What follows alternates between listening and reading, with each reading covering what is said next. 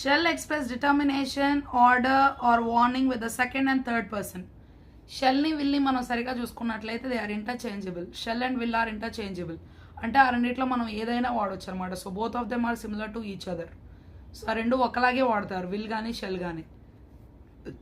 You he ఇక్కడ ఏం చెప్తూ ఉన్నారంటే సెకండ్ థర్డ్ పర్సన్స్ ఏవైతే ఉంటాయో, second person singular you, second person plural you. నేను వీటి గురించి కూడా ఒక వీడియో చేశాను అనమాట. So first second third persons ఏంటి, సో ప్లూరల్ ఏంటి, సింగులర్ ఏంటి, వాటిని ఎప్పుడు ఎలా వాడతారు అనేటువంటి దాని గురించి ఒక వీడియో చేశాను.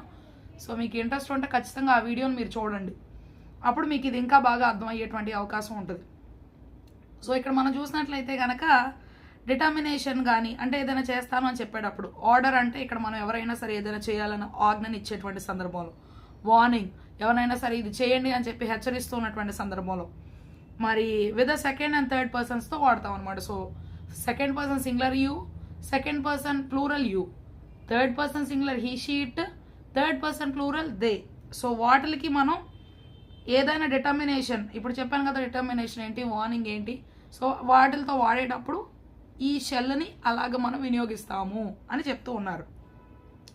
He shall try sincerely, determination. Okay, you shall do the homework, order. Okay, so నువ్వు ఈ పని చేయాల్సిందే.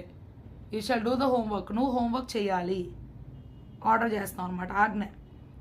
She shall be suspended if she neglects the duty. Okay, so పని కనుక తను సరిగా చేయకపోతే తన పనిలో ఉండి తనను తీసేస్తారు. ఇది వార్నింగ్ అంటే హెచ్చరిక అనమాట.